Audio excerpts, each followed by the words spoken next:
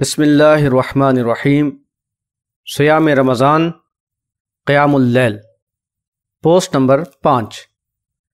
ماہ سیام میں قیام اللیل کا بڑا اجر ہے۔ نبی صلی اللہ علیہ وسلم نے فرمایا، من قام رمضان ایمانا و احتسابا غفر له ما تقدم من ذنبہ۔ بحوالہ بخاری کتاب الایمان، باب تطوع قیام رمضان من الایمان۔ جو کھڑا ہوا رمضان میں ایمان اور ثواب کی نیت سے، اس کے پچھلے گناہ معاف کر دیے جاتے ہیں۔ قیام اللیل کے معنی رات کو کھڑا ہونا ہے۔ احادیث میں یہ اصطلاح رات میں نوافل ادا کرنے کے لیے استعمال کی گئی ہے۔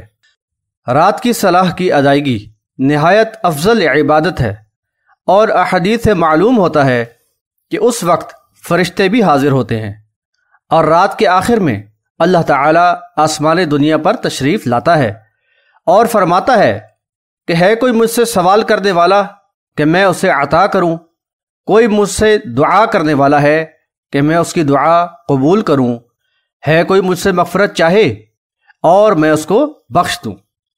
قرآن مجید میں سورۃ الفرقان آیت نمبر 64 اور 65 میں فرمایا گیا، اعوذ باللہ من الشیطان الرجیم والذین یبیتون لربہم سجدا وقیاما والذین یقولون ربنا اصرف عنا عذاب جہنم ان عذابها کان غراما۔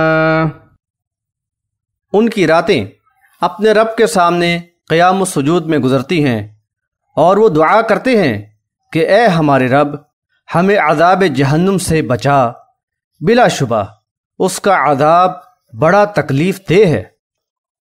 ابو داؤد باب تفریع ابواب الوتر، باب الحث علی قیام اللیل کے اندر نبی صلی اللہ علیہ وسلم نے فرمایا، اللہ رحم فرمائے اس آدمی پر جو رات کو اٹھے اور صلاح ادا کرے اور اپنی عورت کو بھی اٹھائے، اگر وہ نہ اٹھے تو اس کے منہ پر پانی کے چھینٹے مارے۔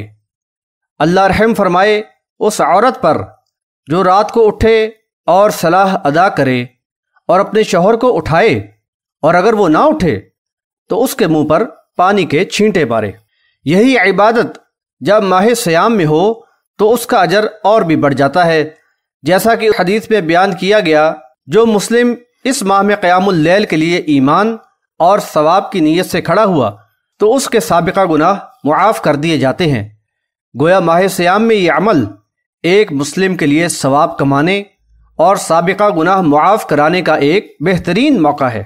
ماہ سیام میں ہونے والے اس عمل کو لوگ تراویح کہتے ہیں، لیکن احادیث میں اسے قیام اللیل ہی کہا گیا ہے۔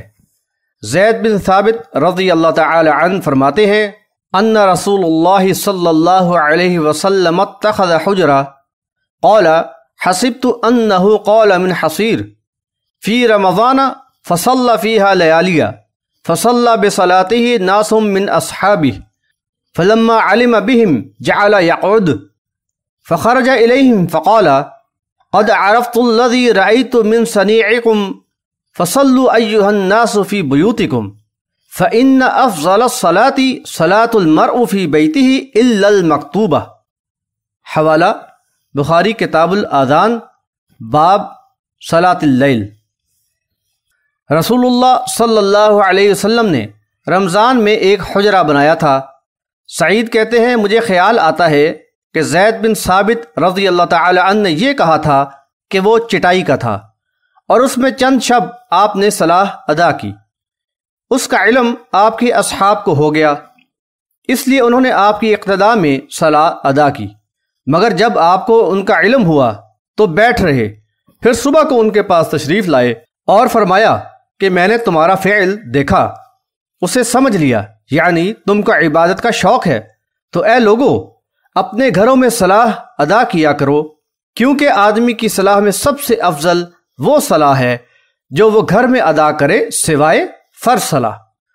ایک دوسری روایت میں جو عائشہ رضی اللہ تعالی عنہا سے مروی ہے، وہ کہتی ہیں، ان رسول اللہ صلی اللہ علیہ وسلم صلی ذات لیلۃ فی المسجد فصلی بصلاته الناس ثم صلی من القابلہ فکثر الناس ثم اجتمعوا من الليلة الثالثة أو الرابعة فلم يخرج إليهم رسول الله صلى الله عليه وسلم فلما أصبح قال قد رأيت الذي صنعتم ولم يمنعني من الخروج إليكم إلا أني خشيت أن تفرض عليكم وذلك في رمضان۔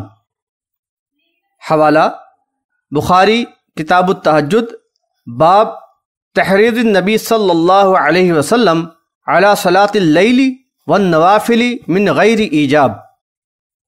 عائشہ رضی اللہ تعالی عنہا کہتی ہیں کہ رسول اللہ صلی اللہ علیہ وسلم نے ایک رات مسجد میں صلاح ادا کی تو آپ کے ساتھ لوگوں نے بھی پڑھی، پھر دوسری رات میں آپ نے صلاح ادا کی تو لوگوں کی تعداد زیادہ ہو گئی، پھر تیسری یا چوتھی رات کو لوگ جمع ہوئے تو رسول اللہ صلی اللہ علیہ وسلم ان کے پاس نہیں آئے۔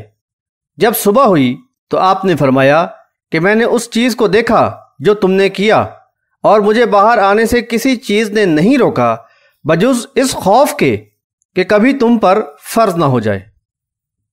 واضح ہوا کہ قیام اللیل فی رمضان کچھ دن نبی صلی اللہ علیہ وسلم کی امامت میں بھی ادا کی گئی ہے، لیکن نبی صلی اللہ علیہ وسلم نے اسے اس لیے جاری نہیں رکھا کہ کہیں امت پر یہ فرض نہ ہو جائے۔ نبی صلی اللہ علیہ وسلم کی وفات کے بعد یہ عمل جاری رہا۔ عمر رضی اللہ تعالی عنہ کے دور میں ایک ہی مسجد میں کئی جماعتیں متفرق اماموں کے پیچھے ہونے لگیں۔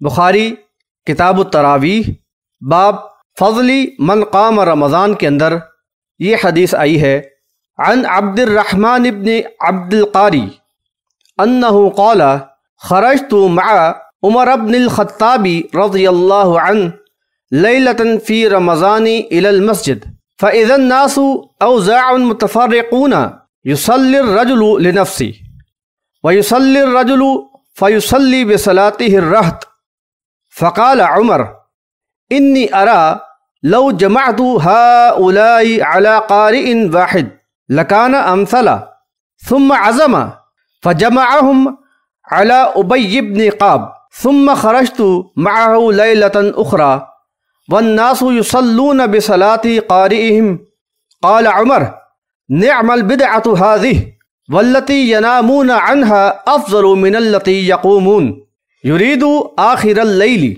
وكان الناس يقومون أوله۔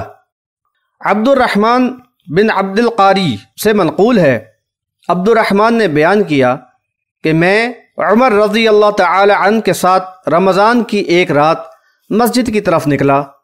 وہاں لوگوں کو دیکھا کہ کوئی الگ صلاح ادا کر رہا ہے، اور کہیں ایک شخص صلاح ادا کر رہا ہے تو اس کے ساتھ کچھ لوگ صلاح ادا کر رہے ہیں۔